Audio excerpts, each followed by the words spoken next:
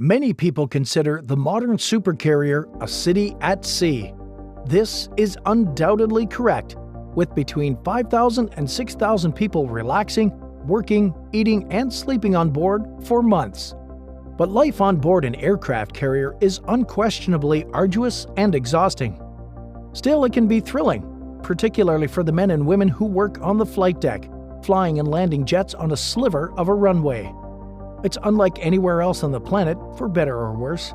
An aircraft carrier is a ship with a flight deck which serves as a runway for aircraft at the most basic level. An aircraft carrier is one of the strongest assets any armed forces can have.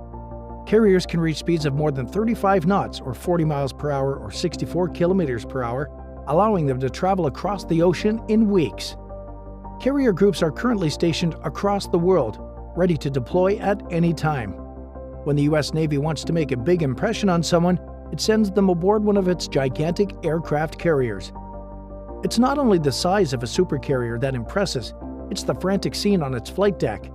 When the crew is fully operational, it can launch or land a plane every 25 seconds, taking up a fraction of the space needed on a standard landing strip. How do they work in the middle of the ocean? To begin with, most people have little access to the outside world. The flight deck, hangar, and fantail all boast stunning views of the sea and sky, but they're so busy and dangerous that only a few people are allowed to visit during normal operations. The highest levels of the island are secure, but due to sensitive operations and limited space, many individuals cannot come and go. A sailor who works below decks may not see daylight for weeks at a time. Conditions on board are much tighter than in a typical metropolis. Personnel must scale nearly vertical steps and push past one another in small hallways to travel from one location to the next.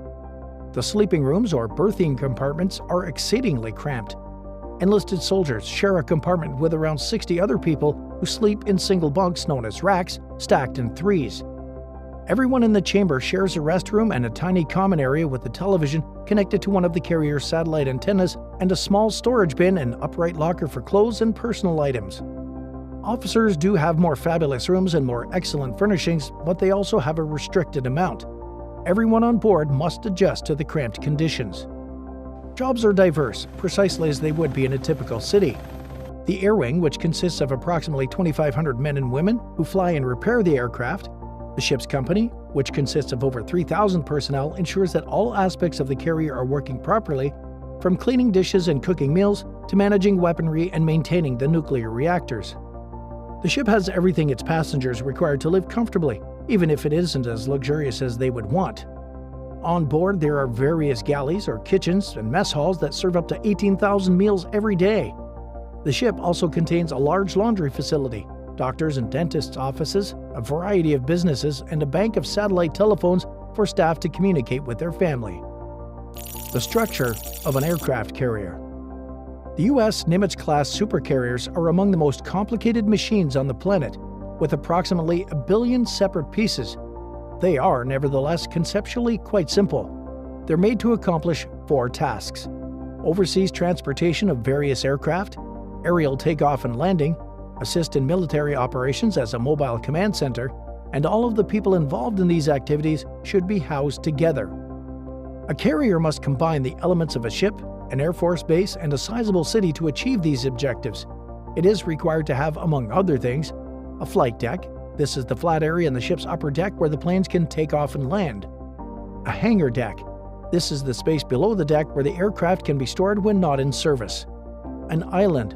A building on top of the flight deck where the officers can direct flight and ship operations. Enough space for the crew to work and live. A propulsion system and a power plant for moving the ship from one location to another and generating electricity for the entire ship. Other methods for providing food and fresh water, as well as carrier-based radio, newspapers, and television stations are all available. The hull. This is the ship's main body that floats in the water. The ship's hull is made up of several thick inches of steel plates that are highly sturdy. This massive body provides excellent fire and battle damage protection. The keel, the iron backbone at the bottom of the ship, the flight deck, and the hangar deck are 3 horizontal structures that sustain the ship's structural integrity. The hull section below the water surface is rounded and narrow, whilst the piece above the waterline flares out to produce the spacious flight deck. The ship's lower portion features a double bottom, meaning there are 2 layers of steel plating. The ship's base plate and another layer above it separated by a gap. The twin bottom adds more excellent protection against torpedoes and other maritime mishaps. The second layer will avoid a major leak if the enemy hits the bottom of the ship, breaking a breach in the outer steel layer. Takeoff and landing on an aircraft carrier. A plane must gain enough lift to power takeoff from an aircraft carrier's short flight deck before taking off. The wind contributes to some of this lift force, but onboard gear provides the majority of the power. 4 catapults on the ship's flight deck provide lift for the planes. Pistons located inside cylinders drive the catapults. Before departure, the catapult shuttle, or the component of the catapult that sits on the flight deck surface, is coupled to the plane's front wheels. The cylinders of the catapult fill with steam once the aircraft is ready for takeoff. Inside the cylinders, the steam generates a high-pressure zone. The catapults launch the plane after the pistons unlock. Planes can accelerate from 0 to 150 miles per hour in 3 seconds using the force of these catapults. Landing a plane, like a takeoff, necessitates the cooperation of various machines aboard the ship and the ground staff monitoring. To land a plane, the pilot flies above the flight deck and connects a hook on the aircraft to the arresting wire on the ship. The plane is slowed by a hydraulic system connected to the arresting wire. It can bring the plane to a halt in a distance of 300 feet. There are 4 similar lines on the ship, but pilots always attempt to catch the third one because of its safety. Furthermore, due to the small length of the landing strip, landing a plane necessitates careful coordination between the pilot and the ship crew. When several planes are waiting to land, they form an orbital formation around the aircraft carrier. The traffic control gives the planes authorization to land one by one. The Landing Signal Officer, or LSO, can employ radio or light signals to guide a plane that isn't on target for landing. The LSO has the authority to order the plane to abort a landing attempt.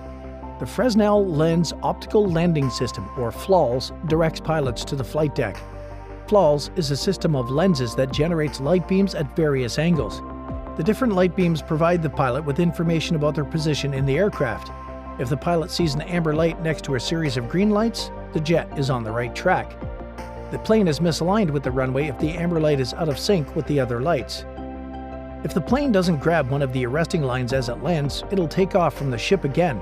The plane's engines are immediately turned to full power as it lands as a precaution. The plane is pushed to the side of the landing strip if it successfully catches the arresting wire and comes to a halt. Although aircraft carrier mishaps are uncommon, crew members can be propelled overboard by a jet engine or harmed by onboard mechanical problems. Aircraft carriers are outfitted with fire trucks and water tanks to help prevent injuries during landing. Crew members also wear inflatable coats if they're tossed overboard. For search and rescue, the jackets are equipped with lights. And that will be all for today's video. Thank you for staying tuned. Let us know what you think of this topic in the comments. Please don't forget to hit the subscribe button and the notification bell so that you always get to watch more amazing videos like this. I'll see you in the next video. Bye for now.